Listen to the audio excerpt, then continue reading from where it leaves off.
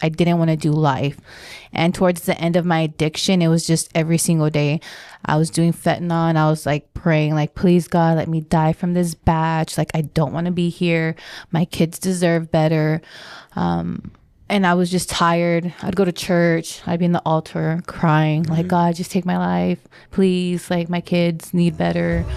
Connect with us on the Emotion Wellness Podcast for a transformative journey of human connection. Witness personal stories, improve your mental health education, and acquire valuable resources for optimizing your well-being.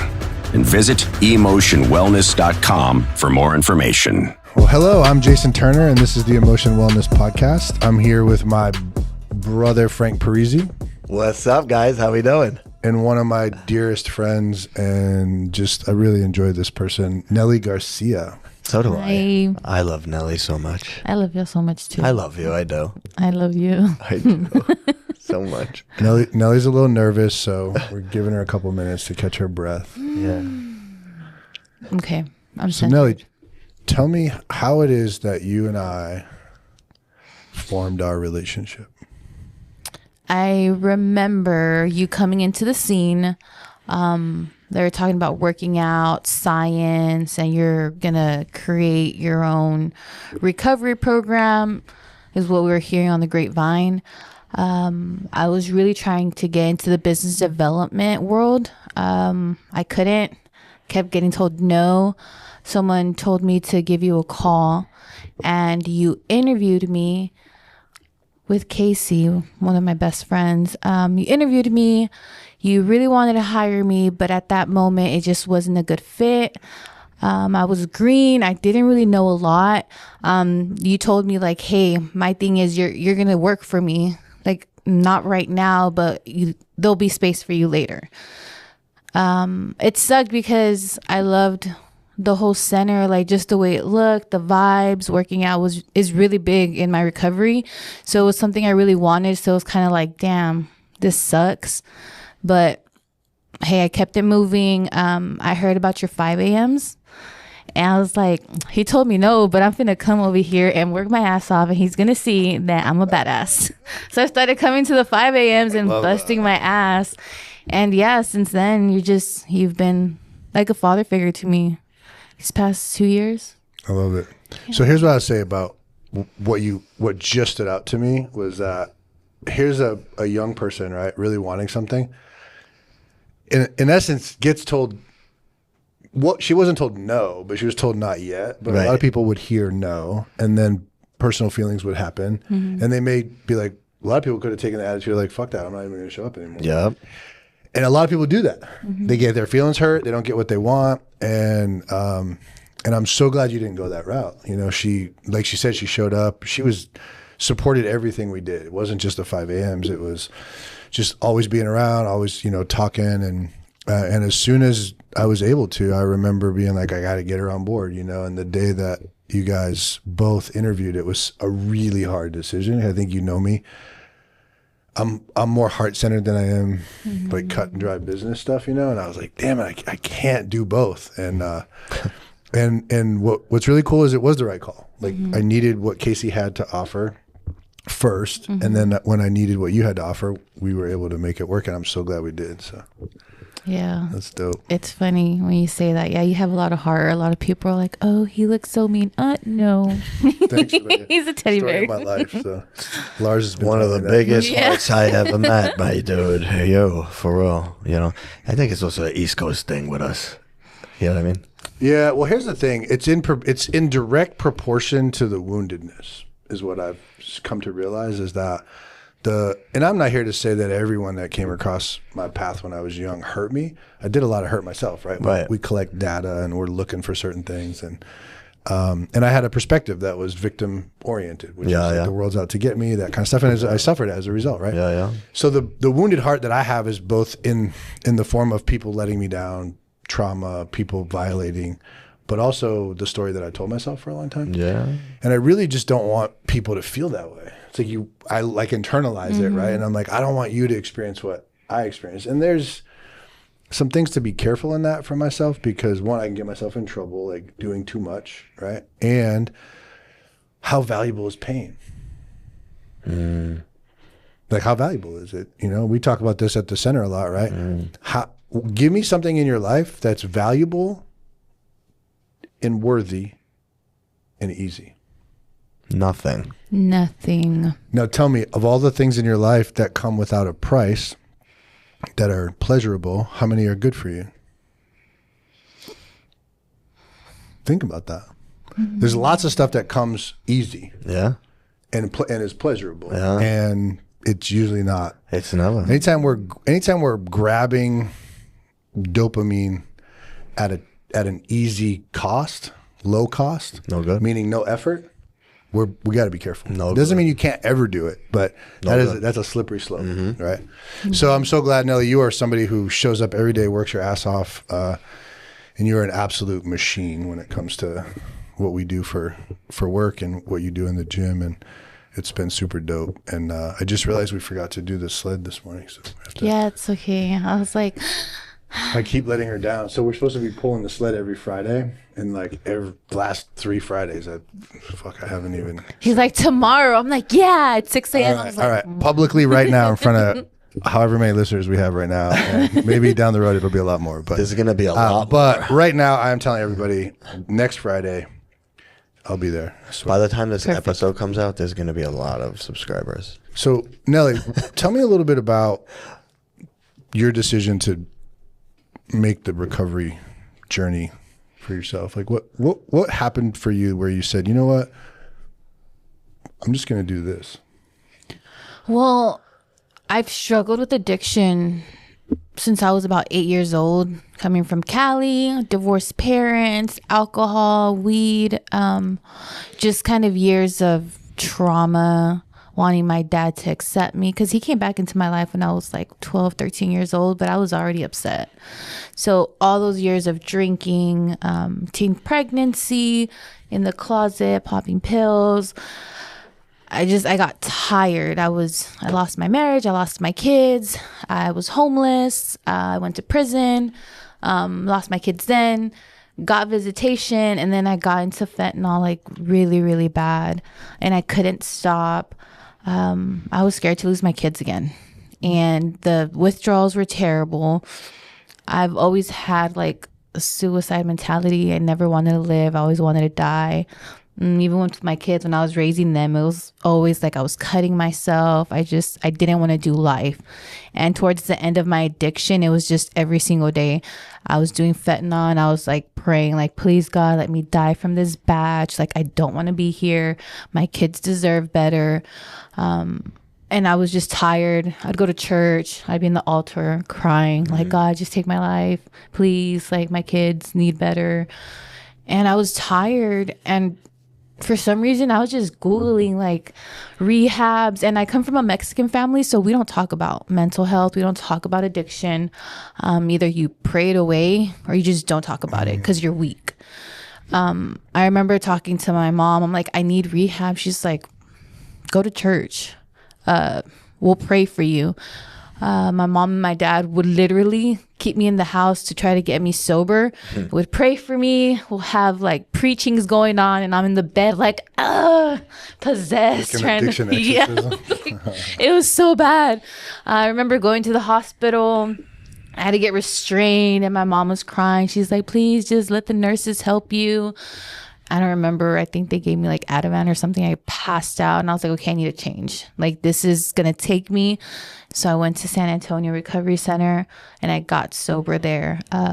It was bad. My kids were like, Mom, why are you always sick? Like, why are you always in the restroom? And I had already lost them.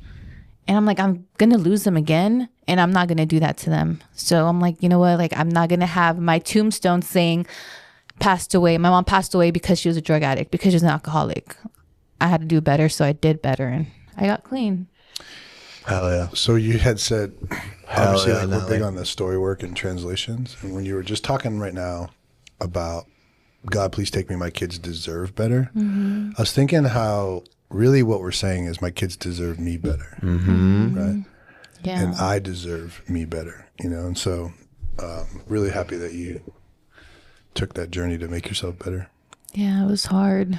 It was really hard. I had to keep it away from my ex-husband and their stepmom. They didn't know I was in rehab. So whenever I stayed in San Antonio, it was a power struggle just because I had just got my visitations. I was in sober living. I couldn't have my kids in sober living. So even the visitations then, it was hard. Like even in recovery, it was hard keeping that visitation going and getting hotels and not really being able to afford things. So even after recovery, like being sober, shit's still hard. And people think that it's supposed to be so easy. Like, nah, it's fucking a struggle. It's a challenge to get your mental health back. And then while, you still, if you're not sitting on, like some people are fortunate enough to be sitting on trusts and, they get paid for breathing. But like for other people, it's, managing the job and the stress and then working all week and trying to handle all those responsibilities. And I know there's people out there who be like, yeah, that's what normal people do. And it's like, I get that. But there's also this element of being under duress with a compromised brain system that has a myopic focus on pursuing chemicals for relief, right? And we don't often consider that piece, right? Which is like, how do we get people more resources, like literal physical resources, while they're getting their stuff back together? And some countries have played around with, subsidizing, like they'll subsidize a salary while they go back to work, and which allows you to make more money. And Portugal does that. yeah, when people have those things in place and they don't have to worry about them, and then they can really focus on their mental health, magic can happen. So the fact that you're able to do it while dealing with all of that says a lot, And I get to witness it every day because we spend a lot of time together. But those people who don't know you, as you made the decision, you go to the treatment center, you are in sober living. What are some things that stand out to you? Well, first tell everyone, like, how long has it been since you've been? I'll be 4 years in August. Okay. So in the last 4 years, what stood out to you as the pieces of the puzzle that have really, are there moments, are there people, are there things that have happened to you where you're like, oh man, that really helped solidify, like staying true to myself and, staying on the path? Because a lot of people will start and they don't finish. Yeah. So 4 years, my first year, going into my first year, I lost my job. I was a house manager. I was starting to go to school. I saw God in that moment because I wasn't going to have a job, and this thing presented itself where I'm not going to have to pay rent. So I didn't have a job. I'm starting school. And I'm starving at this time, right? I'm not letting anyone know that the house manager doesn't have groceries.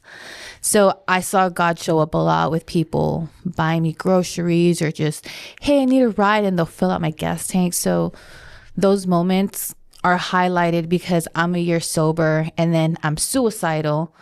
I don't know what's going on. I'm going through the worst heartbreak of my life. And just the community just coming together and taking care of me without them knowing like how much I'm actually really struggling was really big that first year. 2.5 years into my recovery, I was just suicidal. I ran constantly. Another one of my friends, Roy, he's a big part of my recovery just because he took me into like the industry. I didn't have a job, and he's like, no, you're going to do this. You're going to meet people. You're going to make a name for yourself. And I'm like, I will, and I'm going to. And I fought my way in there trying to make a name for myself. And they're like, where do you work? I'm like, I'm a house manager.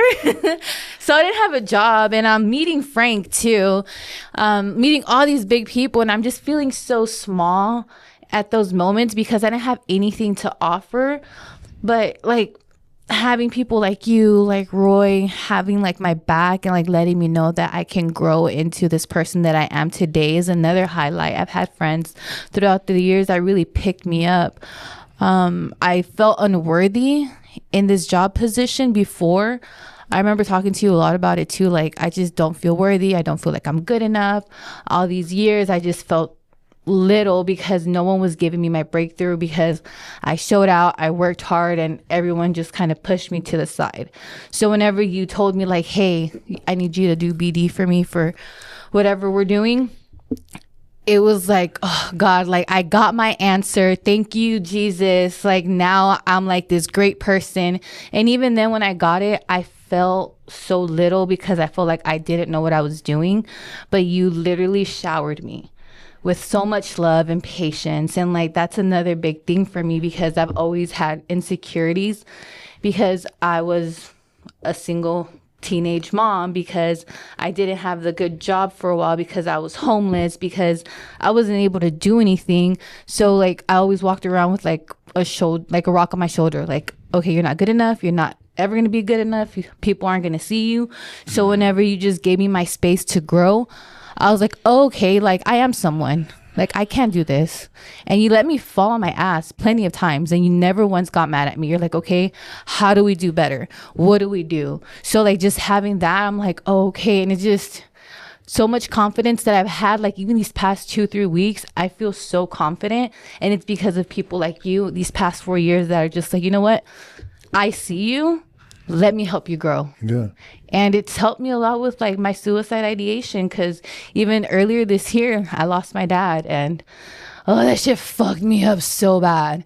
But like having this job is literally like the highlight of my 4 years, because I was able to fall apart. I was able to cry to the therapist. I remember I took one day, the day after my dad died, and then I went back into work and I would cry, and everybody's just like, hey, it's okay. You're fine. And like, it just, like this job is just not a job. It's like my home, my family, and it's because of the family that I'm able to continue going into my recovery, not relapse, not take away my life. So all those things, I'm like, thank you. Like those are the things these past 4 years that I'm like, okay, I can do this. Yeah, I love that. Yeah.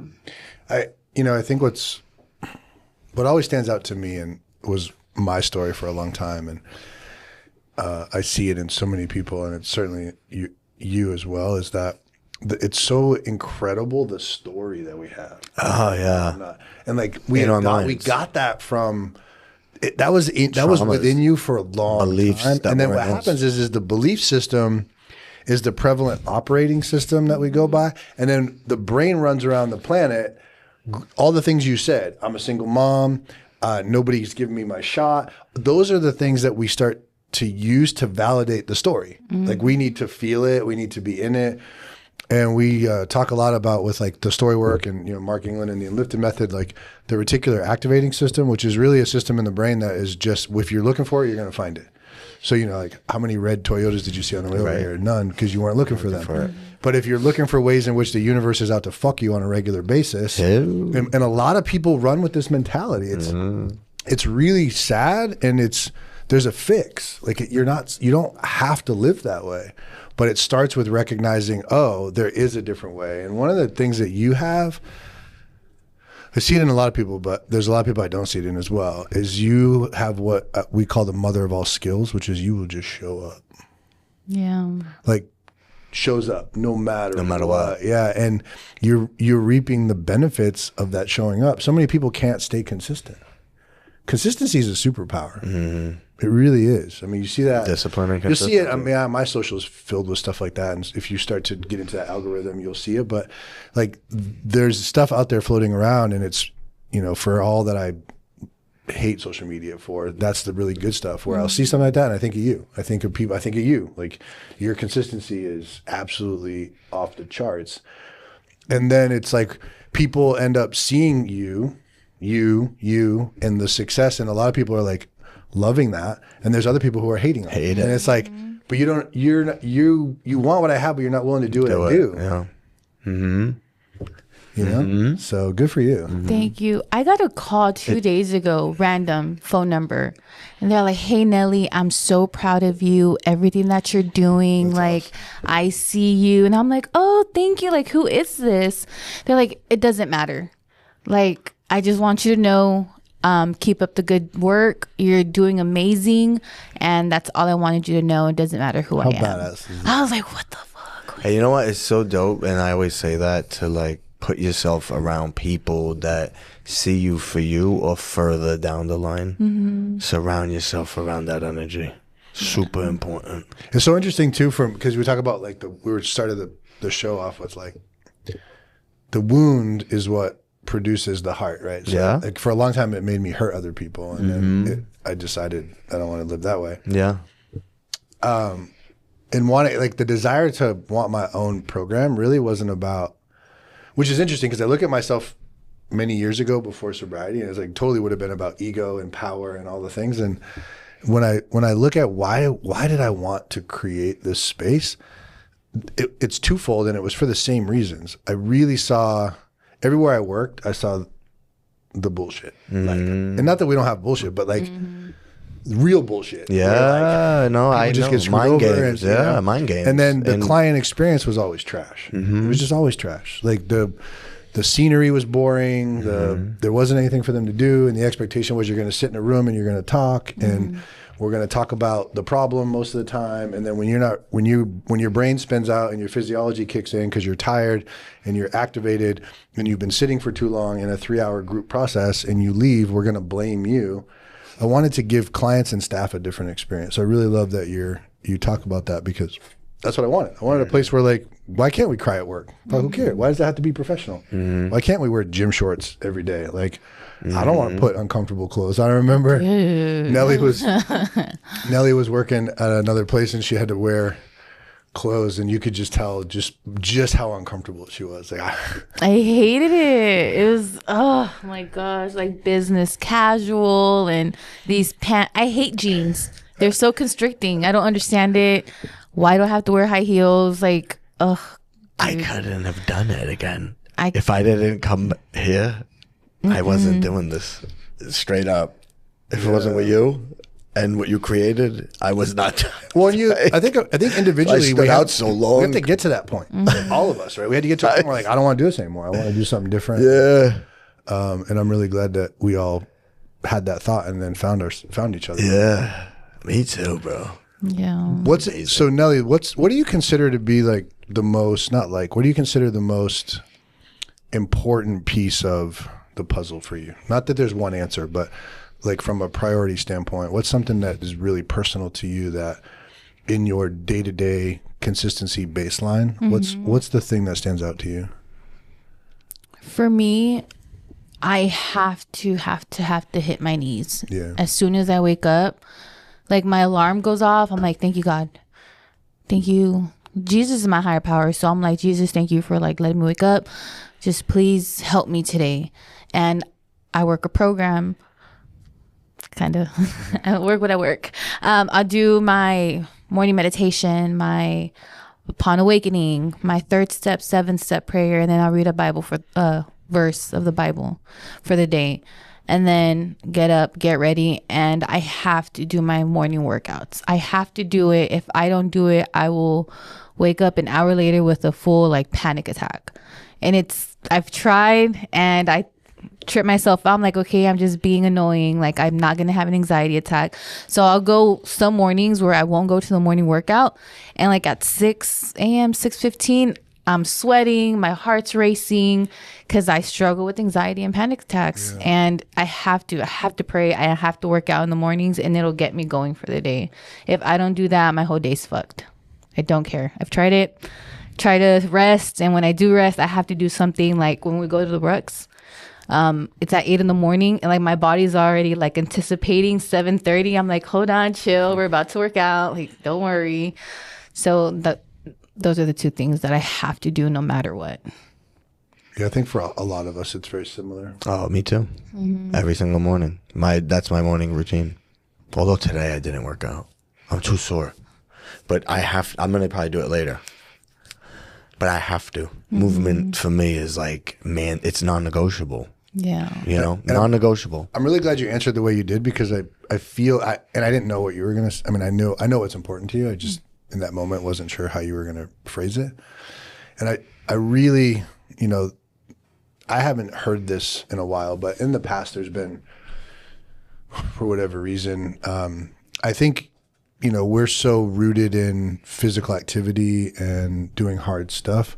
And I think it ends up, there's a perception sometimes that that's all we are. Like that's the only. No, I know.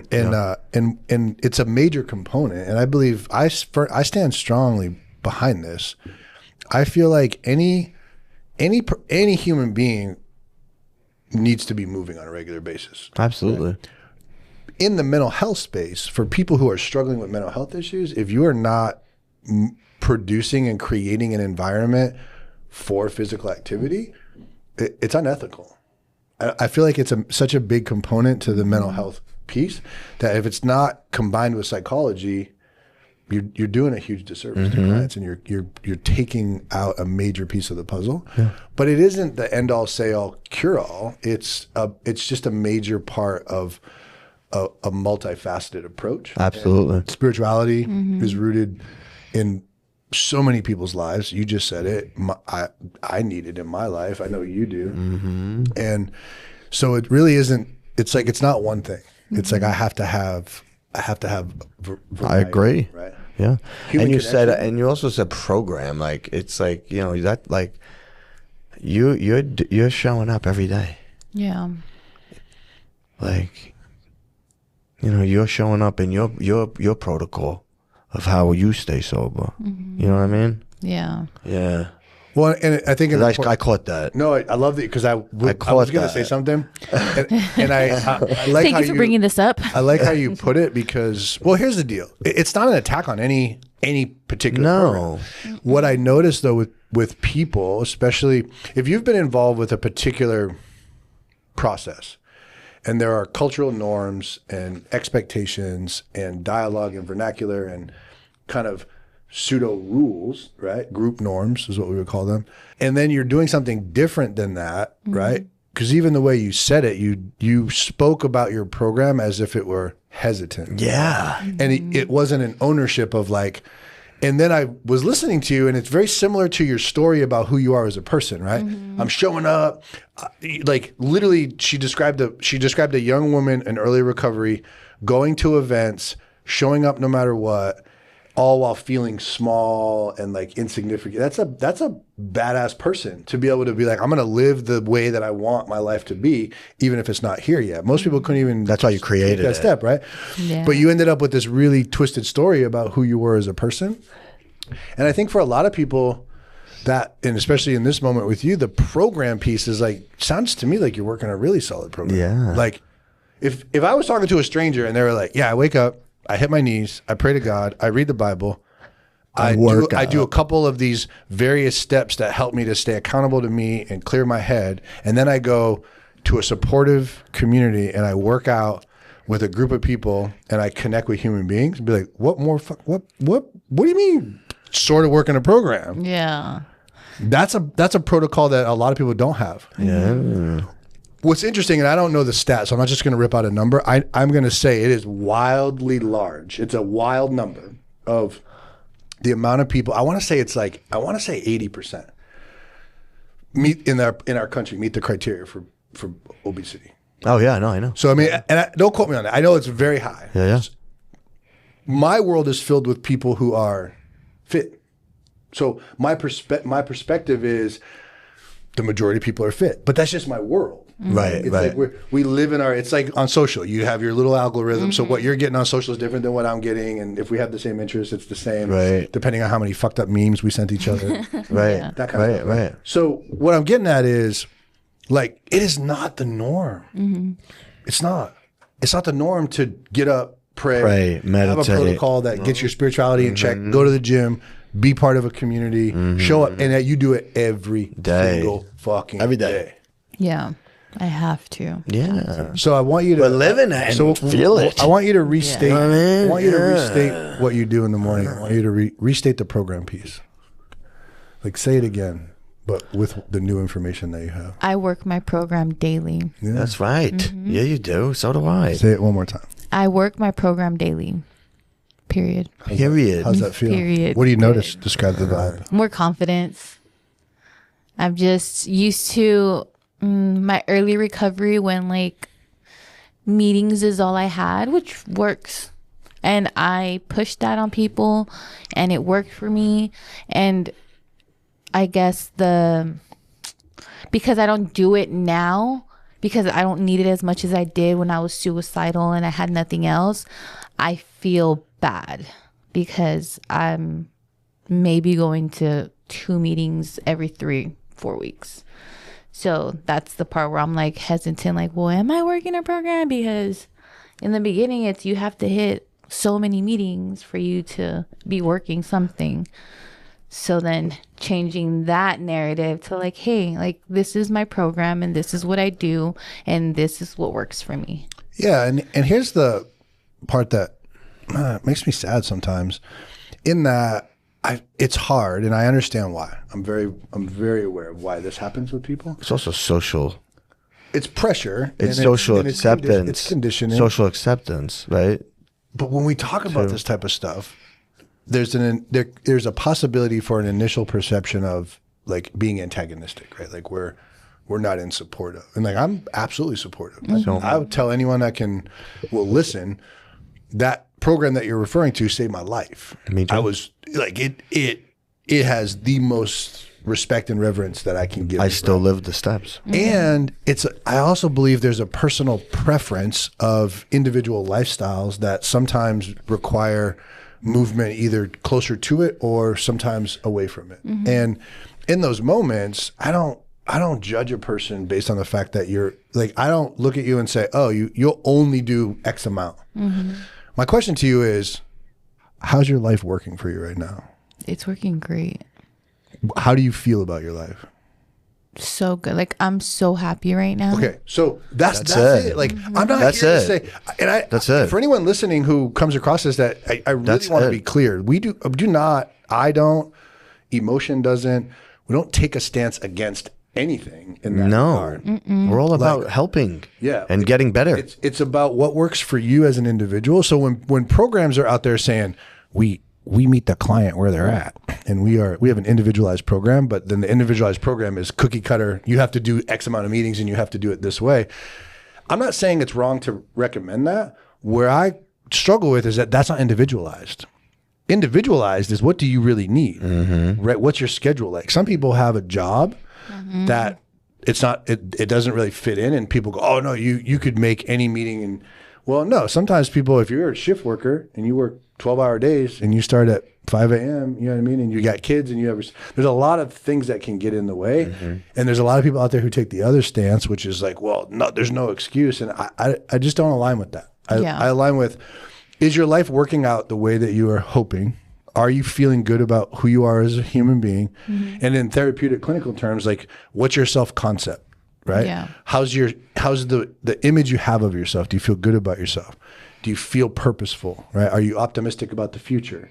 How much suicide ideation, if you spoke about that, right? Like, how much do you have in your life right now? It was a lot. Like I'd wake up and just like, fuck, I'm still here. I get fleeting thoughts. Even recently, like 2 days ago, I was driving. I was like, oh, I could just crash. And I'm like, wait. We're good. We're fine. So I'll get fleeting thoughts still, but it's not daily. It's not all day. It's not, we're like, oh, I just don't want to be here anymore. So a lot of improvement. Yeah. Now it's just like fleeting thoughts. And then as soon as I have it, I'm like, oh, wait, my life looks like X, Y, and Z. So I'm fine. I think it's important to recognize individually what's working for you. And Absolutely. And what people don't know, a lot of people don't know about Nelly, is we're talking about a person who maintained her status at the job, supported her dad, went through her family stuff, showed up at work and was honest about where she was at, kept working out, like was still showing up for others. Still showed up. I mean, there's a lot there. You like me, girl. That describes an incredible human being who has no business with a story anything less than I'm amazing. I got my car stolen. Tell us about that. Because you had the car stolen too. I felt bad. I really did feel bad for her until she told me the one part. I know. I can't even believe that, yo. So I'm a very trustworthy person, right? I trust everyone in the world. I left my keys in the car. I do this constantly. Have been in San Antonio for almost 4 years. Never had an issue. Wake up one morning to go to the 5 a.m. and open the door, don't see my car, and I'm like, they got me finally. It's like, damn. I hope you don't lock. I hope you lock it now. No, it was unlocked. But No, now, you lock- I hope you Oh lock it yeah, now. hell yeah. Okay. Dude, yeah, I don't care. I'm Yeah, locking that. I lock everything. I'm from New York, so I just lock everything. I don't Well, care. I call the cops and I'm like, hey, my car's stolen, blah, blah, blah. They're like, okay, we'll call your insurance company. I'm like, I don't have insurance. And they're like, oh, what the hell? So, car stolen, no insurance. I remember leaving my mom's iPad, tablet, whatever, in the trunk. So, I'm calling my mom, like, hey, can you locate it? So my brother calls me back. He says, hey, it's in this gas station. So I call the cops. And they're like, yeah, we're going right now. Your car is totaled. There was a 17-year-old driving it, and we went in pursuit, and she totaled your car. I was like, great, dude. So totaled car, no insurance. I'm fucked. And then there's like all these videos coming out. My Impala like turned over, just crashed. I was like, fuck. But it's fine. The Lord and Jason provides. So I got my cute little Volkswagen. So It's hilarious. I was like, man, I felt so bad for her. And then one day someone mentioned the keys, and I was like, say what? What? She does what? And then like not even 3 weeks later, another person in our crew had the exact same shit happen to him. I know. yeah. I mean, come on. It was terrible. It was, thank God for friends though, right? Again, coworkers that aren't coworkers that are family members. I remember staying with Gabby for a whole month so I can go to the 5 a.m.s. I'm like, I need to go to the 5 a.m.s. They're like, no, you don't. I'm like, yes, the fuck I do. And Talk about commitment, right? yeah, so Yeah. she let me stay with her for a while. It was nice to like be able to lean in on people. One of our coaches, Dario, too, he was giving me rides constantly, taking me where I needed to go, went to go take me to my Impala that was crashed. Gabby, They're now dating, so it worked. yeah. So I got my car stolen so he could take me places so he can date me. That's what that was. God's plan. God's plans. Damn. God's plan. He's like, oh, your car stolen? I'm like, yeah, I need rides, please. There you go. Got him. Got him. Put on that shiny armor. I got you. All right, so I want to talk a little bit about motherhood. Yes. Oh, I hate that word. Okay, let's go. Tell me what that's been like for you in the last couple years. So with my kids, I believe I was 26 years old. So I had an 8-year-old, 6-year-old, and I believe 3-year-old that I had a mental breakdown. I was over the shit. I got kicked out of my house and couldn't see them anymore. Went on a spiral. I couldn't see them. So like there's one drug that will help you not feel anything, meth, right? So I got hardcore on meth. And I was able to disassociate my kids and just kind of forget they existed. Once I went to prison, I was like, okay, I'm either going to see my kids or I'm not going to see my kids. So I have to like prepare myself now to just kind of grieve them. That was back in 2017. And I was right. I came out. My ex-husband left. He was with another girl, but we were already broken up. Had someone else pregnant. Left the day I got out of prison. 5 hours away from here. Wasn't able to see my kids for a while. But again, I was using still. But grieving my kids that are alive has been hard. It's been hard because I had to fight for visitations. There was weeks I couldn't talk to them on the phone. It hurts even talking now. It sucks. It sucks so bad. So, like even recently, I know how to like turn off the switch. I had to grieve them years ago. So every time they come and visit, they see the life that I've created here in San Antonio. They're proud of me. They see me. They've gone to meetings with me. My son, my oldest one, he's like, Mom, like, I'm proud of you. I tell people you help people with addiction. So it's good to see them now, and all everything I'm doing, competitions, the high rocks, they were able to see me on the high rocks, and they're just so proud of me. And those moments, like, I could be a mom, I feel complete, like my whole world is just everything. It's just whenever they leave is when I have to, like, okay, let's go back to, like, I already grieved them a couple of years ago, and then just keep it moving. So, like, the word motherhood is so hard for me because I'm a mom whenever they're here, and I have to forget about them when they're gone. And that's been since 2017. But I'm glad I'm sober and I'm okay with it now, because I had to be okay with it whenever I was in my addiction. I had to be okay with it whenever I couldn't talk to them because I was fucking crazy. And like, I see it now, and they're so good with their stepmom and their dad. Like, they play soccer. My son was at States, won second place. Poor baby. He cried. It was poor baby. Where'd you get that from? I don't know. But it's motherhood's good when they're here. And I know I shouldn't be sad or like whatever when they're not here, because people are like, you're still a mom no matter what. But me personally, I see them 4 or 5 times a year. So I'm like a part-time mom is what I still feel, and I'm still working on.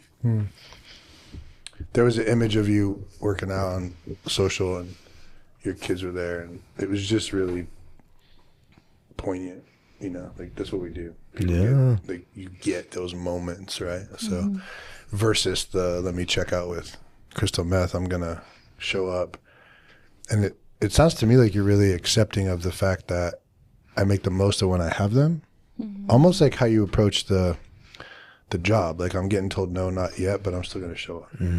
Whereas there's an opportunity for people to be like, well, I'm not getting exactly what I want, so, and it's, what's the point? And that's the thing. I have a lot of respect and admiration for you for a lot of reasons, but that characteristic of, I'm going to be all in with what's in front of me. You know, like, you're an all in person, and I love that about you. Thank you. Yeah, that's dope. Thanks. When you think about present day, help me and other people understand what's in your life right now that you work hard for, that has value. What are the things that you've created for yourself through effort, and that you're so grateful, and the things that have a high amount of value? Right now, I'm grateful for my body. I haven't been the best to it.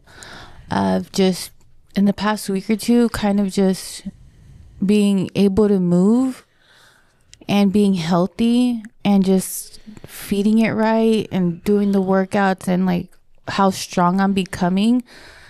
I need to take care of myself, my health, and that's something that's been very important to me, because if I can't move, my mental health's shit. So working really hard on that, working in the field that we work in, right? This job is so valuable. Like, I do admissions, but like, I'm at the center and talking to the clients and like shooting the shit with them, and I'll go into group with them, and I value that so much, and I work hard every single day to just show up for them the way other people showed up for me. My friendships there, I try to be there as much as I can now, because whenever I was going through this shit, all of y'all picked me up. Like you said, I have a relationship now, which I value so much, because I've been in 2 other relationships in recovery. It was a shit show. I'm fucking crazy, dude. I'm a psychopath, and I'm Mexican. Like, bro, you're gonna see some shit. Like, I'm fucking. It does make for a lot of laughter at the center. It's wild. And this man has like put up with me, right? Because I do go off. Like, I'm working on myself, and the insecurities have been crazy. Dude, he turns around, so we're like, what the fuck are you looking at, dude? I'm like, you know what? I'm so sorry. Like, It's still popping up. I need to just work on myself.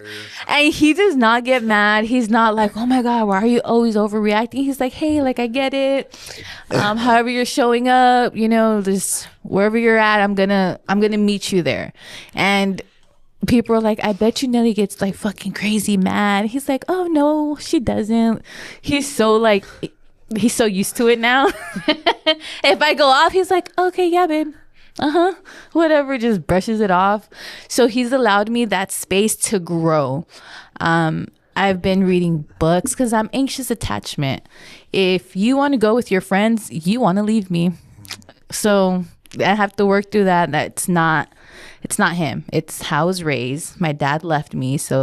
And my dad just died. So I'm just like, like, please don't leave me, anyone. So it's been really hard for me to just grow and learn that this person's safe. It's been really nice for him to like let me fall apart without judging me, without saying, I've never felt like I was too much with him. And I've always been told like, you're a lot, you're too insecure. I don't know how this is going to work out. Like I can't deal with it. And I've never once felt that with him. He's just like, yeah. So whatever you did, whenever. Kathy's like that with me. Yeah. Whatever therapy you gave him, everything, like it's work. Cause that's good. You got a good one there. Well, he's up next, so we're going to get the real story. Yeah. Please help me. She's fucking crazy. Yeah. But I Kathy value was like that. that for me. Yeah. I'm more stable now, but I was crazy. Mm-hmm. She's been with me for 30 years. She's been. He's still crazy. He's just sober. Way better. I'm tamed a little bit. Yeah. But I do value that because it's being with my best friend. He saw me with like he met my dad in the hospital when he was in the ICU. And that's crazy because you'll hear his story. Like his pops passed away and like he put his shit to the side and showed up for me. So it's just a lot, and I'm very grateful for that. Yeah. He's one of those wounded, kind people. I remember when he went through the process, and I didn't have a lot of experience with him in the program, but we do the coin outs. Mm-hmm. And I remember just telling him, like, and I'll talk to him about it when he's on the next episode, but I remember telling him, like, dude, one thing I know about you is you're one of the kindest people. Like, I've come across in a long time, you know, just super kind and thoughtful. And that's an attribute that is rare, brother. Rare. It's getting more and more. Rare. Rare and beautiful. It's rare and beautiful. I love people like that. Yeah. I do. It's hard. I repel against most. You and I both. I do. I feel energy so deeply. Yeah. You know? Nelly, what are you currently focused on? Give me a goal that you have in the next 12 months. The next 12 months. Let's go actually 6 months, then 12 months. I hate these questions. Oh, you should be writing these down for yourself. You should be writing these down for yourself. Well, in the next 6 months, I do want to get my CrossFit certification. That's something that's so important to me. Like, thank you, because I always wanted to be like some sort of trainer. Even when I was younger, I always ran, I always did workouts. I always went to like little boot camps where I'm from.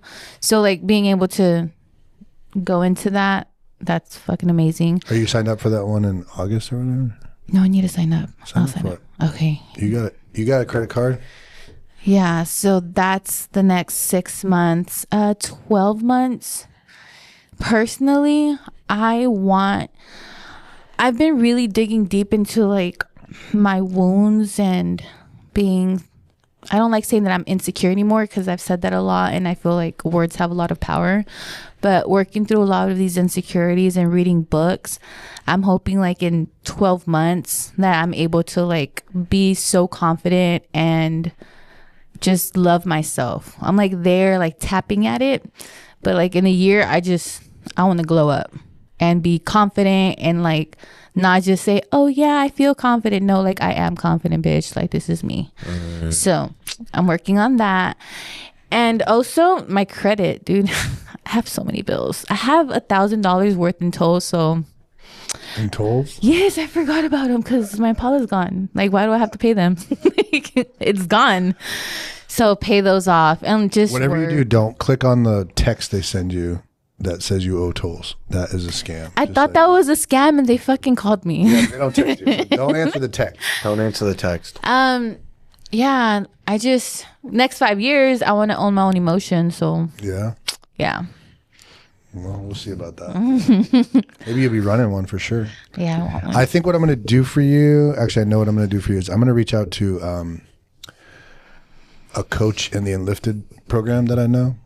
She's a CrossFitter, and I've watched her from a distance, and she seems like she puts on really good content, and she's got a really great understanding and working knowledge of the process. And I'm going to see how much she charges, and then try to work something out with her where I can get you some story work sessions with someone outside of us. Perfect. Yeah. I'm ready to just like unleash that Pandora box that I've just been. All right, cool. Pushing. I'll get on that later today. So, Thank you. yeah, thank you. You got anything for her? Before? I don't. Just that I love you. You're an amazing human being Thanks. I love you too. in my life. Everybody knows where to find her too. Yeah. The gym. So. Yeah, I'm there all If day. you want to find Nelly, go to Emotion. Period. She'll be working out. Squats and deadlifts. And next Friday I'll be there, I swear. Okay, perfect. All right. 700 pounds. Yeah. How much different was your experience doing this versus what you thought it was going to be? So much better. Yeah. Yeah, I was like, dude, I'm going to faint. That's like the story that everyone had. That's so funny. Like, it's always this thing that's going to happen, and then you do it. You're like, You're like a natural. So it's like, I'm oh, a okay, we're therapist or just. something. It's weird. It's weird. It was good. I like it. Cool. Thank you. I appreciate you so much. Yeah, thanks. Thank you for connecting with us on today's episode of the Emotion Podcast, where we discuss all things mental health. Connect every week as we explore incredibly intimate stories of persistence and hope. Delve into mental health education and explore valuable resources. Available on YouTube, Apple Podcast, Spotify, or wherever you get your podcasts. And visit emotionwellness.com for more information.